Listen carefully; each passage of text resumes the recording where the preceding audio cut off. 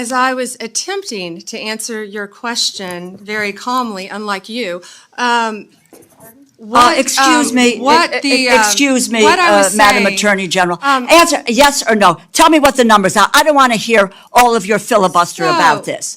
Go ahead, please. Tell us the numbers. So we are reorganizing. ATF agents want to be out on the street. Okay, Working let me with answer the DEA question for you. agents.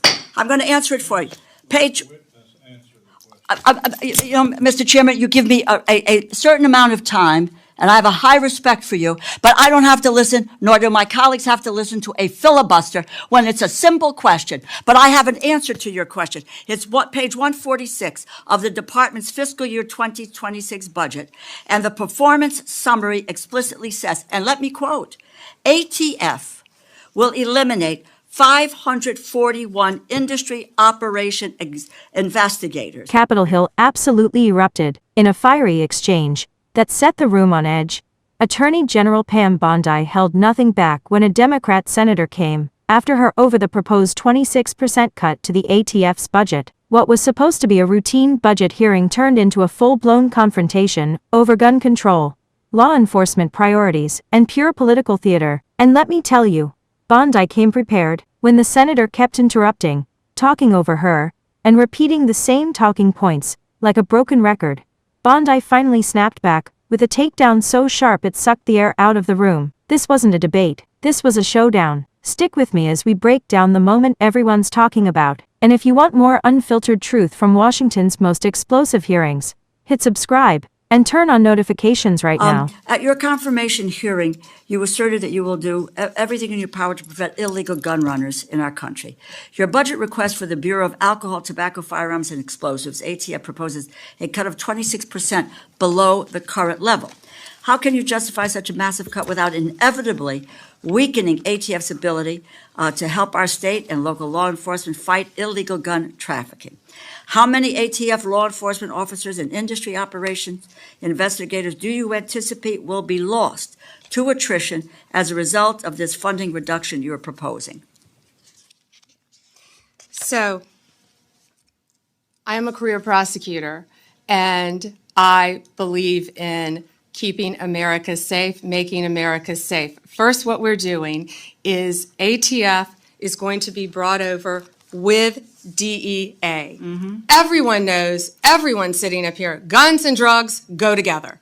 They go together. We're going to make it more efficient. What I will tell you will not be happening is ATF agents will not be knocking on the doors of legal gun owners in the middle of the night asking them about their guns. They're going to be out on the streets. If I can finish, they're going to be out on the streets. I have three No, minutes. you asked me a question. I did, and you asked me a question, and you haven't I'm gonna answered answer my it. question. So they're going to be out on the streets working You haven't hand in answered hand my with question. DEA You to haven't violate. answered. Mr. Chairman, I'd like an answer to my question.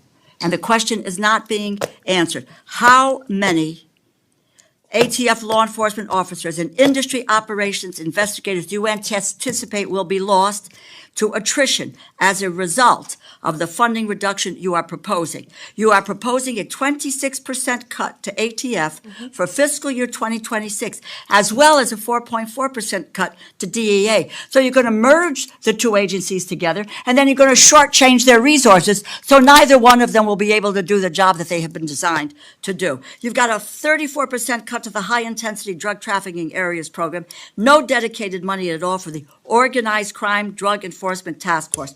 So, my view, it's fair to say that the Trump administration proposal shortchanges federal efforts to stop illegal gun trafficking and federal efforts to stop the flow of dangerous illegal drugs like fentanyl. As I was attempting to answer your question very calmly, unlike you, Excuse me, Madam Attorney General. Answer yes or no. Tell me what the numbers are. I don't want to hear all of your filibuster about this. Go ahead, please. Tell us the numbers. So we are reorganizing. ATF agents want to be out on the street. Okay, working let me answer the DEA question for you. agents. I'm going to answer it for you.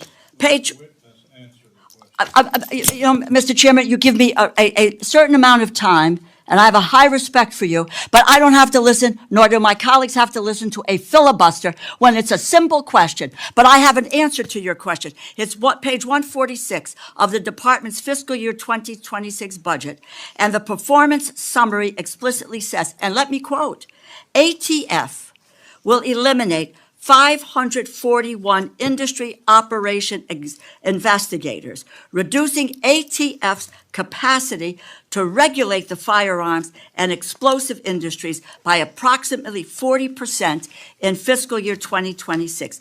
ATF will perform fewer regulatory inspections. And the department summary goes on to say, and let me quote, ATF anticipates a reduction of approximately 284 support personnel and 186 agents based on historical attrition patterns, and these personnel cuts will impact ATF across various functions, unquote. If the capacity to regulate firearms industry is reduced by 40%, if you are losing 186 ATF law enforcement agents on top of that, it is clear the direction you are headed with this budget, and that's what it is, isn't it? The proposal will weaken our ability to stop gun trafficking, and it will greatly reduce ATF support for state and local law enforcement that helps them prevent and solve violent crimes. It's a bad proposal. Do you want to hear my answer in 3 seconds? You mentioned regulatory functions. We will not be having ATF agents go to the doors of gun owners in the middle of the night asking them about their guns, period. They will be out on the streets with DEA, guns and drugs. How many are gone? It will be attrition. We are not firing agents. They will be working. How many with have DEA. taken attrition? Can I tell you that they all want to be on the streets? They want to be doing their jobs.